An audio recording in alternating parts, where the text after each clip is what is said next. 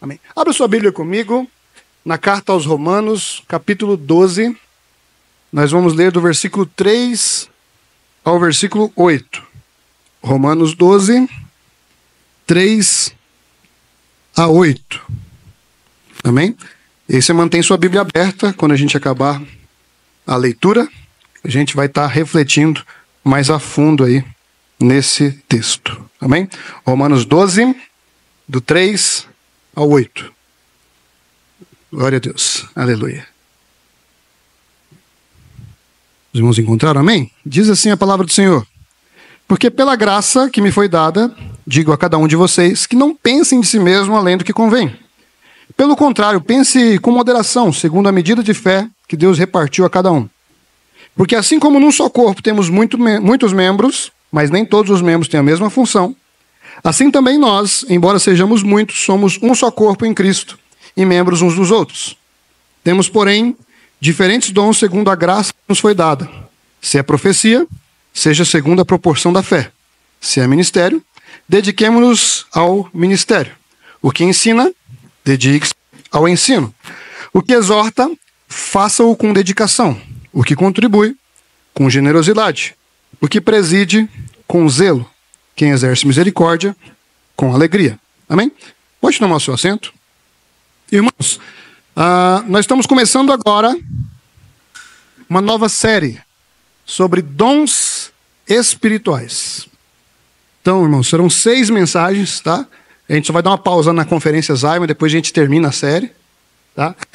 Serão 6 mensagens e hoje nós vamos falar sobre a diversidade dos dons. Então, hoje é uma mensagem introdutória. Depois a gente vai pegar a lista de dons lá de 1 Coríntios 12 e vamos falar de todos eles, tá bom? Por exemplo, hoje à noite vamos falar sobre fé, cura, operação de milagres. Semana que vem a gente vai falar de palavra de conhecimento, palavra de sabedoria, discernimento de espírito. O negócio vai ser forte aqui. E a nossa oração é que esse mês de março Deus venha assim despertar os nossos dons, Deus venha assim trazer consciência daquilo que Ele depositou em nós, que Ele venha nos batizar com o Espírito Santo, amém? Glória a Deus. Que seja um mês sobrenatural para a glória dele. Amém? Então hoje, como eu disse, é uma matéria introdutória, né? É uma mensagem introdutória. E qual que é o meu objetivo? Qual que é o objetivo dessa série? Né? Passa o vídeo aí, Micaías. É a gente entender que existem vários dons e que talvez a gente precise de algum ajuste, né? Quando se trata de dom espiritual, quando se trata de vocação. Pode passar, por favor, o vídeo?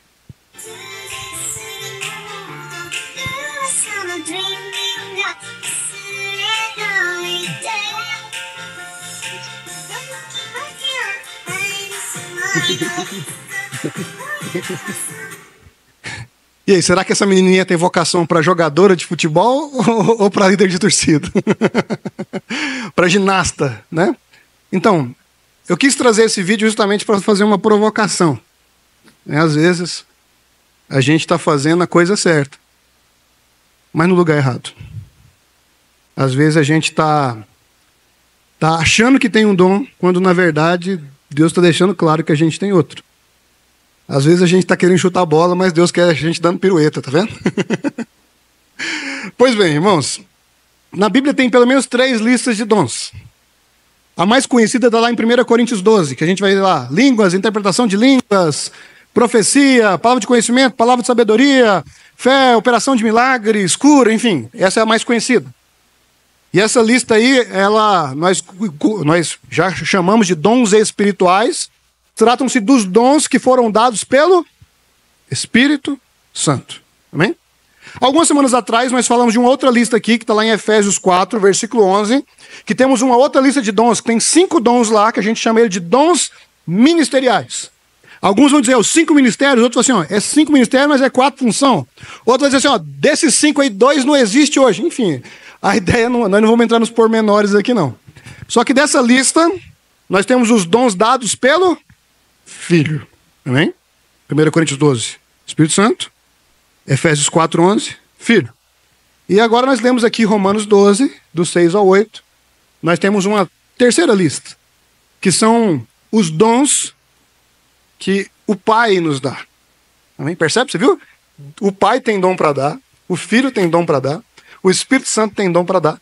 E lembrando que os três são um, que um são três. Então, eu quero dizer para você nessa manhã, Deus deu algum dom a você.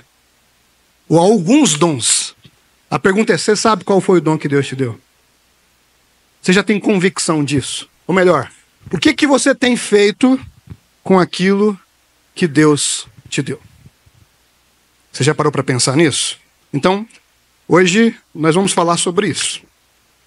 Nós vamos entender que a pluralidade, a unidade não está só na recepção. Ou melhor, não está só na doação, mas também na recepção. Então, assim como os três são um, nós todos também somos um só corpo. Amém? Então, o versículo 5, voltem na leitura. O versículo 5 vai dizer assim, ó. Assim também nós, embora sejamos muitos, somos um só corpo em Cristo e membros uns dos outros. É importante reforçar que todos que creem fazem parte do mesmo corpo.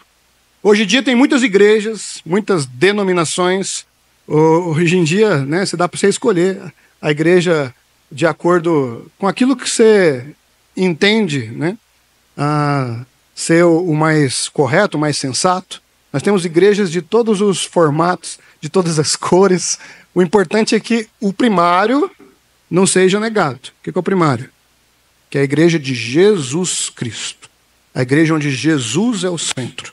A igreja onde não se dá glória a homens. Uma igreja que está enraizada na palavra de Deus. Então, quando se trata dessa igreja, nós estamos falando de uma só igreja. A Bíblia não diz que Jesus tem corpos. A Bíblia está dizendo que tem um só corpo. E dentro desse corpo tem gente que acredita em predestinação, tem gente que acredita em livre-arbítrio. Tem gente que acredita que o batismo é de um jeito, tem gente que acredita que o batismo é de outro. Mas todos fazem parte do mesmo corpo. Amém? Então, isso precisa ficar claro. E a ilustração do corpo é maravilhosa, porque a gente vai lembrar, por exemplo, que o corpo tem vários membros. Concorda comigo? Tem dezenas de órgãos. Tem centenas de ossos. Tem trilhões de células. E cada membro, cada órgão, cada osso, cada célula tem uma função. Amém? Então isso aí todo mundo sabe, todo mundo já viu essa aula lá nas ciências biológicas. Então, no texto que a gente vai ler, que está lendo na verdade, vai dizer que a igreja e o corpo são similares na operação. Quer ver? Vê o versículo 4 aí, ó. Porque assim, como num só corpo temos muitos membros, mas nem todos os membros têm a mesma função. Então a gente precisa entender que há diferenças. Nós precisamos entender que há distinções das funções.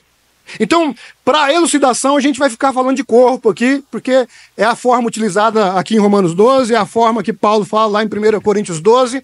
Então, o tempo inteiro eu vou estar falando de corpo aqui, mas apontando para a igreja, e eu tenho certeza que você não vai ter dificuldade de entender, certo? E partindo disso, por mais que alguém se aventure, não é comum a gente ver alguém pegando um copo d'água com o pé, né? Não é comum. Tem gente que consegue, né? Mas não é comum. O jeito certo de pegar um copo d'água é o quê? Com a mão. A não ser que há limitações, a não ser que há outros problemas, a gente vai pegar com a mão. Por quê? Porque a mão foi feita para pegar. Simples assim. O pé foi feito para andar, para nos colocar de pé. Enfim, então, o que foge do natural passa a ser perigoso. Além de não ter o mesmo desempenho. Então, se eu tenho mão, por que eu vou querer pegar o copo com o pé? Não faz sentido nenhum. Concorda comigo? Concorda, irmãos? Amém? Vocês estão com medo que vem depois, né? Eu sei. Estou todo mundo olhando com essa cara de desconfiança aqui. Então, agora pensando em nós como membro, se eu sou mão e estou vendo o pé querendo fazer algo que a mão consegue fazer com facilidade, e ele está tendo dificuldade nisso, isso deveria gerar algum constrangimento em mim. Concorda comigo? Por quê? Porque eu sei fazer. Eu tenho facilidade para isso. Mas o meu irmão, às vezes, não sabe. Não tem facilidade. Mas o meu irmão, às vezes, vai saber fazer algo que eu não sei. Então, nós precisaríamos pensar que cada um tem o seu lugar. Exatamente sobre isso que o versículo 3 vai dizer, ó. Porque pela graça que me foi dada, digo a cada um de vocês, que não pensem de si mesmo além do que convém. Pelo contrário, pense com moderação, segundo a medida da fé que Deus repartiu a cada um. Olha só, nós temos dois problemas aqui que esse versículo está falando. O primeiro problema é o que a gente chama de complexo de superioridade. Tem alguns membros do corpo que são mais ativos que os outros, mas não significa que eles vão fazer tudo. E aí, às vezes, a gente vê, por exemplo, na igreja, pessoas olhando para outras de cima para baixo. Eu já disse, a ideia de ter um púlpito mais alto é só para facilitar a visibilidade de quem ouve. Não significa que quem está aqui é superior, nós somos da mesma medida, amém? Diante de Jesus, nós somos iguais. Então, não faz sentido, por exemplo, alguém achar que não precisa escutar o outro porque acha que ele é inferior. Não, fulano de tal. Lá no futebol, o outro vai falar assim, jogou aonde? O outro fala assim, estudou aonde, rapaz? Eu sou formado nisso, naquilo. Vou escutar o fulano que nem formação tem, não. O que é isso? Complexo de superioridade. A pessoa que acha que não pode aprender algo com ninguém ou com poucas pessoas, ela está sendo vaidosa. Ela está sendo egoísta. E o pior, ela está sendo infantil. E que ninguém sabe tanto que não pode aprender, assim como ninguém sabe tão pouco que não possa ensinar. Então, um complexo de superioridade é infantilidade. É ignorância. É imaturidade. Você conhece alguém assim? E hoje é fulano que vai pregar, nem vou. E hoje é Beltrano que vai ministrar o louvor. Ih, rapaz, vou tomar uma água, vou ficar ali fora. Isso é ignorância. Isso é vaidade. Isso é egoísmo, infantilidade. Mas tem um segundo problema, que é o complexo de inferioridade. Como assim? Deus te deu um dom, mas você fica escondendo ele a 7 chaves, porque você acha que não é capaz de fazer o que Deus te chamou para fazer.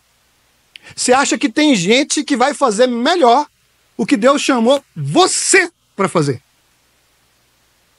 Irmãos, isso também é um problema. Porque é o seguinte, Deus já investiu algo em você. Deus deu os dons a você. Para quê? Para que esses dons venham frutificar. Percebe? Então a responsabilidade é sua. Então nós não podemos também pensar nisso. Nós não podemos também enterrar o talento. Nós não podemos negar aquilo que Deus nos deu. Por quê? Porque isso é desobediência. Se Deus te deu um dom, se Deus te deu um talento e você não está desenvolvendo, você não está frutificando, você está sendo desobediente. Lembra que foi dito ao homem que enterrou o talento? Servo mau. Por quê? Porque não administrou bem aquilo que Deus deu. Então nós precisamos de equilíbrio. A gente não tem que olhar nem para baixo e nem para cima. A gente tem que olhar em posição de igualdade. Nós precisamos olhar uns aos outros como irmãos, de forma colaborativa e não de maneira concorrente. A gente tem que pensar assim, ó, Deus me deu um dom para te servir e Deus deu um dom a você para me servir. E nós dois servimos aos outros, mas servimos a Jesus. Então, quando nós olhamos de uma maneira equilibrada, nós veremos, por exemplo, que tem dons que se complementam. Por quê? Porque o objetivo final é a edificação do corpo de Cristo. Então, assim como a mão leva o alimento para a boca, os dentes trituram o alimento, e eu não vou mais depois disso não, que eu vou me enrolar. O aparelho digestivo faz o resto. Cada um tem a sua função, concorda? Da mesma forma na igreja. Um ora, outro prega, outro dirige o culto, outro cuida do som, outro cuida da cantina, outro canta, outro dança, outro, cada um faz o seu papel. Cada um desenvolve a sua função para a edificação do corpo. É o corpo todo que ganha. Amém, irmãos? Glória a Deus. Então, cada um exercendo a sua função de acordo com a diversidade dos dons. A parte A do versículo 6 vai dizer assim, ó. Vamos lá? Versículo 6. Temos, porém, diferentes dons, segundo a graça que nos foi dada. Então, esse versículo vai falar da numerosidade de dons. Quantos dons existem? Você já contou? Olha, pastor, se a gente pegar os 9 aqui de Coríntios, os 5 lá de Efésios, mais os 7 aqui de Romanos, a gente tem a conta. Não, irmãos. Nós não podemos, essas 3 listas não esgotam todos os dons. Amém? Não está tudo aqui. Alguns realmente era necessário dar uma ênfase. Mas, por exemplo, nenhuma dessas listas aqui você vai ver os músicos. E Deus deu dom a um para tocar violão, a outro para tocar bateria, a outro para cantar. Não está escrito aqui na Bíblia, mano. Então quer dizer que não é de Deus? Claro que é. Aqui não está escrito assim, ó. E Deus deu dom algum para fazer uma janta na igreja, que é uma beleza. Eita glória. Mas será que essa capacidade não é Deus que dá? Todo dom, seja ele natural, espiritual, ministerial, não é Deus que dá? Então nós não podemos achar que vai limitar isso aqui. Os dons são inúmeros. A Bíblia não vai falar do dom de editar vídeo ou dom de regular o som. Por quê? Porque naquela época não tinha nada disso. Mas nós não podemos ser hipócritas a ponto de dizer que essas pessoas não são usadas por Deus. Que essas pessoas não são capacitadas por Deus. Todos os talentos, sejam eles naturais, espirituais ou ministeriais, foi Deus que deu. Então, se você lava louça como ninguém, Deus te deu esse dom para a glória dele.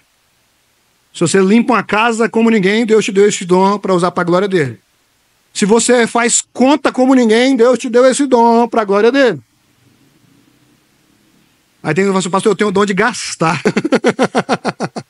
Aí você vigia que não é bem por aí, não. A questão é que Deus deu talentos a cada um de nós, amém? E é importante a gente... O que vai fazer a diferença é entender que os dons são a manifestação da graça de Deus na nossa vida, amém? A graça de Deus tem se manifestado na sua vida através de você, amém? Glória a Deus. Então, é preciso reforçar, essa graça se manifesta de maneira distinta. Então a gente tem que ser sensível e perceber as diferenças. Tem gente que vai subir aqui e vai ficar andando para um lado para o outro aqui, pregando, por quê? Porque é o jeito dele. Tem gente que vai ficar grudado aqui, não vai dar nem um passo, nem para a direita, nem para a esquerda. Tem um que vai falar mansinho, tem outro que vai falar mais alto, tem um que vai gritar, tem um que vai... Você vai ter que aumentar o microfone para você escutar a voz dele. Mas os dons são distintos. Cada um é usado à sua maneira. Então, permita-me fazer mais uma ilustração através da medicina. Se você tiver com um problema no coração, você vai aonde? Vou no médico. Cardiologista. Agora, se você tiver um problema nos rins, você vai no mesmo médico? Provavelmente não. Por quê? Porque há diversidade na medicina. Da mesma forma, na igreja a gente tem que pensar também que existem lugares que cabem determinadas pessoas. E existem outros lugares que vão caber outras pessoas. Existem momentos que eu vou procurar certa pessoa. E existem outros momentos que eu vou procurar outra pessoa. Porque há distinções. Então, às vezes, a gente acha que só a pessoa ministra bem o louvor, ela tem que saber pregar. Uma coisa não tem nada a ver com a outra. Não é porque ministra o louvor que tem que pregar. Mas se faz os dois, glória a Deus por isso. Mas não é uma coisa obrigatória. Concorda comigo? Então, não é porque a pessoa tem filho pequeno que ela tem que ficar no estágio infantil. Talvez ela nem quer, irmão. Talvez a hora que ela vem para a igreja é o descanso dela. Então, a gente não pode ser taxativo nisso. Então, perceba que a graça de Deus ainda pode ser diferente na sua, né? o que Deus não te chamou para fazer. Se Deus te chamou para ser evangelista, não queira ser pastor. Se Deus te chamou para ser pastor, não queira ser evangelista. Perceba que há diferenças. Se Deus te chamou para cuidar de criança e de idoso, não vai se esconder no meio dos adolescentes e dos jovens. Se Deus te chamou para cuidar de adolescente e jovem, não vai querer cuidar de idoso e criança. Cada um naquilo que foi chamado. Amém? Eu já quis ser sonoplasta, já tentei. Há um dia eu descobri que Deus não me chamou para isso. Eu não tenho ouvido para isso, irmão. Não foi o dom que Deus me deu. Então, deixei para lá. Eu acho que Deus foi misericordioso, que eu percebi rápido. Isso não é o chamado de Deus na minha vida. Teve um momento que eu achei que Deus tinha me chamado para ser pregador itinerante aí por anos, talvez décadas. Mas depois eu descobri que foi só uma estação. Hoje você não prega fora? Prego. Ontem eu preguei fora. Mas hoje a minha agenda é o seguinte: primeiro, a igreja local não vai atrapalhar as programações da igreja local? Aí eu vou, talvez ainda. Por quê? Porque eu entendi que Deus me chamou para ser pastor do Dom Pedro II. Eu entendi que Deus me chamou para estar aqui. Então nós precisamos ter essa convicção. Você tem convicção daquilo que você está fazendo? Quando o pessoal chega aqui na igreja, de vez em quando a gente chama para dar uma conversada. E aí, irmão, e aí, o que você quer fazer? Aí teve um dia que uma pessoa falou assim: pastor, nunca me fizeram essa pergunta. Simplesmente me tacaram lá. Simplesmente me colocaram, estava precisando, eu comecei a fazer e eu nunca parei para pensar se realmente eu quero fazer isso. Eu nunca parei para pensar se realmente Deus me chamou para fazer isso. Então é importante a gente fazer essa leitura, irmãos. Recentemente, eu tive algumas crises no aspecto profissional. E por um momento eu até achei que tinha escolha. Mas depois eu descobri que quem foi chamado por Deus já foi escolhido por Ele. A gente não tem tanta escolha assim. A gente só obedece o que Deus nos chamou para fazer. Amém, irmãos? Quem é que foi chamado? Os discípulos, os filhos de Deus, aqueles que creem. Jesus diz sobre esses lá em João 15,16: eu os escolhi e os designei para que vão e deem fruto, e o fruto de vocês permaneça. E sabe o que impede de dar frutos? Comparação. Irmão, a rede social é um perigo também para a pessoa que tem chamado, para a pessoa que tem propósito, para a pessoa que foi vocacionada. Ela é um perigo em várias áreas. Por quê? Porque na rede social só tem coisa perfeita lá. Então o irmão lidera meia dúzia aqui, e aí ele abre a rede social e ele vê um amigo dele que está liderando meia dúzia de dezenas. Ele está vendo o cara ter os recursos que ele não tem. Ele está vendo o cara ter as oportunidades que ele não tem. E aí ele vai se comparar com ele. Só que lá só tem a parte boa. Não tem os pepinos, não tem os problemas. Mas como ele está vendo a parte boa, ele vai se frustrar. Por quê? Porque ele está se comparando. E Deus não chamou a gente para comparar, Dom. Deus chamou a gente para dar fruto de acordo com aquilo que Ele colocou na nossa mão. Então, para uns, Deus vai dar o rebanho de 10. Para outros, Deus vai dar o rebanho de 100. Para outros, Deus vai dar o rebanho de 1000. É Deus que avalia a capacidade e o coração de cada um.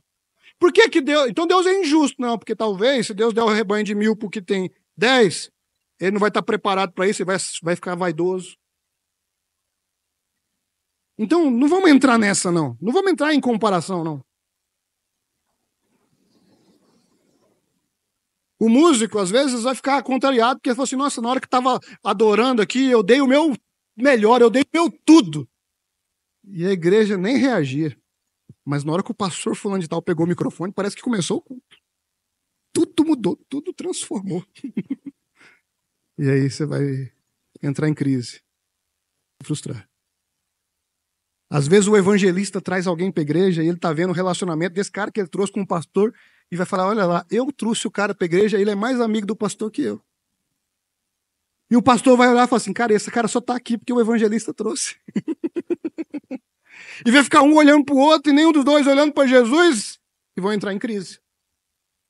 Então, irmãos, não fica comparando com o seu amiguinho, não.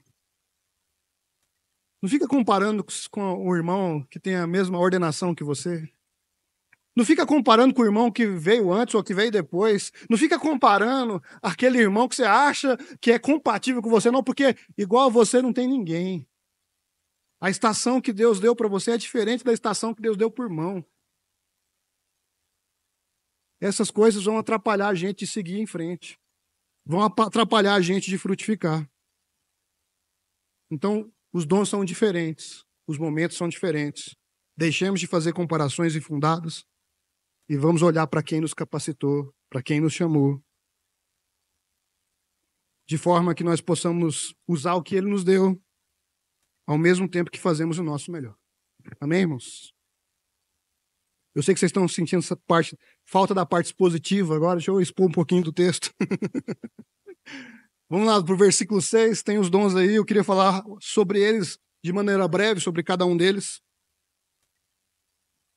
Mais uma vez eu preciso dizer, essa lista aqui não esgota nada, é um ponto de partida.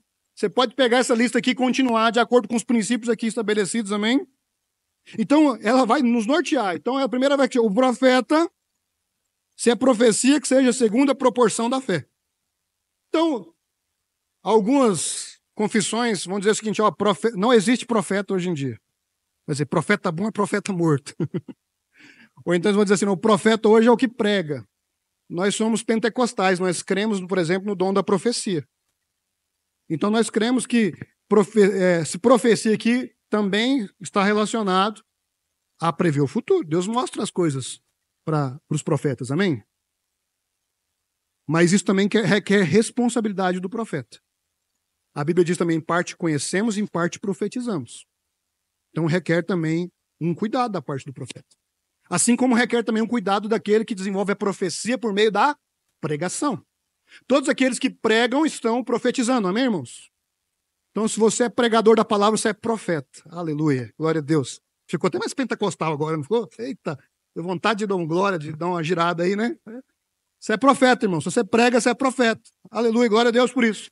E o que significa isso? Aí tem um livro bem legal do John Stott, O Perfil do Pregador, que vai dizer o seguinte, que o profeta, ele carrega uma mensagem que não é dele. O profeta é o despenseiro, ou seja, aquele que tem a chave da despensa. Mas a comida que está na despensa é de Deus, ele só serve. Percebe? O profeta, então, é o arauto. Quem que é o arauto? Aquele que ia na frente marchando. Assim diz o rei. No nosso caso, assim diz o rei dos reis. Esse é o profeta. É aquele que leva a mensagem do rei. Amém? Depois nós temos aqui, a seguir temos ministério. Ministério que vem de diaconia, vem de serviço. Então, todo mundo que serve na igreja se encaixa aqui, amém? Você serve para alguma coisa? Sim, pastor, serve para muita coisa. Então, todo mundo que serve está aqui. Isso é ministério que dediquemos ao ministério, ou seja, se dedica, se esforça. Não faz de qualquer jeito, não. Deixa eu dar um exemplo. Está na escala? Cumpra a escala, irmão. Isso é dedicação. O culto começa às 9 horas, você vai chegar 10 para as 9, isso é dedicação. Então, a dedicação aqui é fazer bem feito aquilo que você se propôs a fazer. Então, todos nós que servimos temos que dar o nosso melhor. Ah, mas fulano não chega na hora. Olha só, não estou falando do fulano, não, estou falando de você. Agora, se fulano for para o inferno, você vai querer ir para o inferno também? Então, que haja dedicação no servir. Cada um faça o seu melhor. Amém? Glória a Deus. O que ensina, dedique-se ao ensino. Irmãos, aqui entra os professores da EBD, do Núcleo de Teologia, os líderes de grupo familiar que dão estudo também. Todo mundo que ensina de alguma forma. E aqui está falando, haja dedicação no ensino. A gente sabe quando o professor preparou a aula, não sabe? E a gente sabe quando ele está só enrolando, não sabe? Porque é visível. É visível. Então, que haja dedicação. Ah, eu vou ensinar, eu vou preparar aquilo que eu vou ensinar. Eu vou fazer bem feito. Eu vou dar o meu melhor. O que exorta, faça com dedicação. E exortar aqui está além da bronca, viu, gente? Quando a gente fala assim, exortar é, levar bronca. Trata-se de estimular uns aos outros. Às vezes isso acontece por meio de uma palavra de encorajamento. Você abraça o irmão e fala assim, olha só, eu acredito no seu potencial, eu sei que você pode fazer isso, isso aqui é isso, é exortação.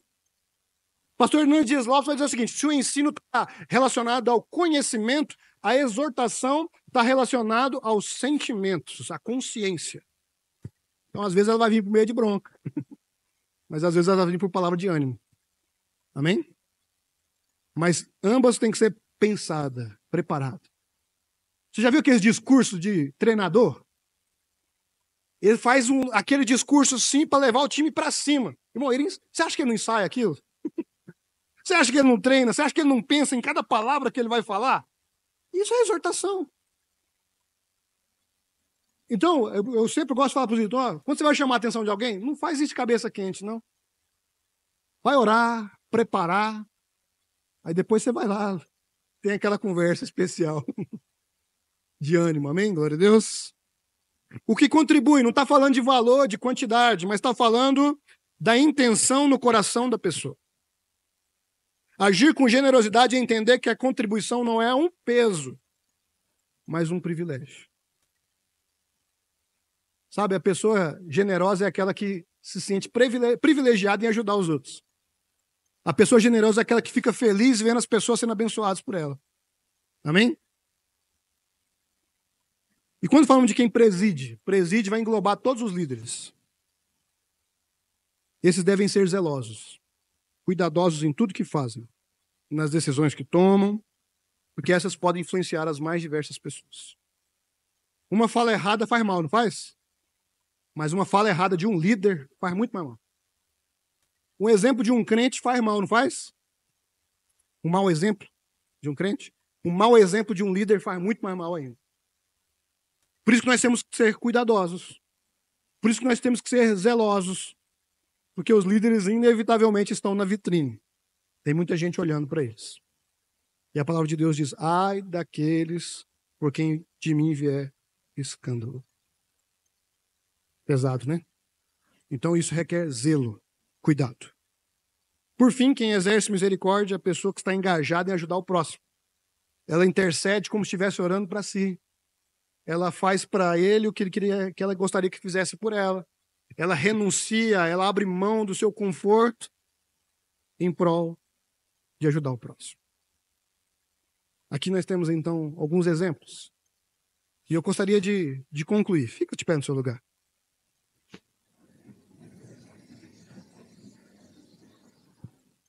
Olhando para esse texto aqui, irmãos, como eu disse, você pode continuar aí. Você fala assim, ó, aquele que cante, que ensaie em casa, aquele que pregue, que prepara o sermão, aquele que ora, que busca orar em casa também, aquele que cuide de crianças, que procure se aperfeiçoar no cuidado das crianças, aquele que exerce a mídia, que ele se desenvolva tecnicamente. Nós podíamos continuar aqui a conversa.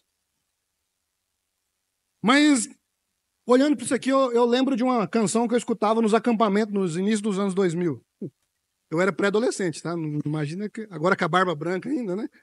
Eu era pré-adolescente, mas eu lembro do repertório. E eu lembro que uma canção que o pessoal cantava, que ela era mais ou menos assim, né? Como é que é? Cante, cante, cante ao Senhor para sempre. Aplauda, aplauda. Aplauda ao Senhor para sempre. Mas a melhor parte era o coro. Faço o melhor, faço o melhor para Deus. Faço o melhor, faço o melhor, faço o melhor para Deus. Sabe, Deus deu dons a cada um de nós, amém? E o que Ele espera de nós? Que a gente faça o nosso melhor. Que a gente desenvolva aquilo que Ele deu. Que a gente vá além. Que a gente produza. Que a gente faça o nosso melhor para Ele. Então, nessa manhã, eu queria te lembrar, queria te fazer refletir sobre os dons que Deus te deu. Sabe aquele dom que você sabe que Deus te deu? Aquela facilidade. Então, você tem feito o melhor para Deus? Você tem feito o seu melhor para Deus mesmo? Não para você, não para o seu líder, não para as pessoas que estão te assistindo. Você tem feito o seu melhor para Deus? Hoje é dia da gente refletir sobre isso. Mas hoje é dia também de pensar assim, qual que é o meu dom? Eu ainda estou perdido, eu não sei o que Deus me chamou para fazer, então a minha oração é que através dessa série as coisas se tornem claras para você. A minha oração é que através dessa série você possa perceber o que Deus te chamou para fazer. Você possa perceber quais foram os dons, qual foi o investimento que Deus fez na sua vida. E você possa frutificar. Você possa fazer o melhor para a glória de Deus. Amém? Amém? Vamos orar? Mas nessa manhã eu queria que a gente orasse uns pelos outros. Se você puder, aproxima-se de alguém agora aí. Sabe? E agora você vai fazer a melhor oração que você fez na sua vida. Você vai fazer uma oração por alguém. Faça o seu melhor para Deus agora. Então eu queria que você abençoasse o seu irmão. Eu queria que você orasse pelos dons que Deus derramou sobre ele. Eu queria que você pensasse assim, que Deus possa derramar ainda mais. Que Deus possa dar ainda mais dons. Que Deus possa derramar ainda mais da graça dele. E que seu irmão possa frutificar para a glória do Senhor. Sim, Senhor, nós te louvamos, Pai. Nós te louvamos porque o Senhor depositou algo especial em nós. Que o Senhor depositou um tesouro em nós, na presença do Espírito Santo. Sim, Senhor, e nós queremos sim te glorificar naquilo que o Senhor derramou em nós. Então, nesse momento, eu quero apresentar os teus filhos diante de ti, Senhor, te pedindo que haja o despertar de dons nessa manhã, nesse mês, ao longo dessa série. Sim, que a sua presença seja real nas nossas vidas. Ó, Senhor, e que nós possamos fazer o nosso melhor para ti. Ó Senhor, que nos instrua, nos capacite, Senhor. Ó Senhor, nos ajude a corrigir aquilo que nós temos feito de errado. Não nos deixe ser negligentes com aquilo que o Senhor tem derramado nas nossas vidas. Mas que nós possamos fazer o melhor para Ti. Que nós possamos Te glorificar, Senhor, em tudo, em todo o tempo, Senhor. Assim nós oramos em nome de Jesus. Em nome de Jesus. Fala para o seu irmão, Senhor, faça o seu melhor para Deus. Amém. Glória a Deus.